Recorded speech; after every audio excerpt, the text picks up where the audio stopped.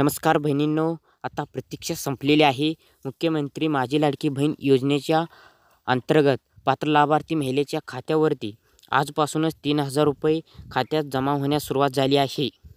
काही जिल्ह्यातील महिलांच्या खात्यामध्ये पैसे मिळाले आहेत आणि ज्यांना मिळाले नाही त्यांना 15, 16, 17 तारखेपर्यंत मिळतील. आणि तुमच्या आधार कार्डाला बँक अकाउंट लिंक असणं गरजेचं आहे. तर काही जणांना हा बातमी खोटी वाटत असेल तर त्यांना आपण स्क्रीनवरती पुरावा देणार आहे. आणि आपल्या आरबी टेक मराठी यूट्यूब चॅनलवरती कोणतेही योजनेची किंवा कशाची अपडेट असेल अभ्यास करूनच व्हिडिओ येत आहेत.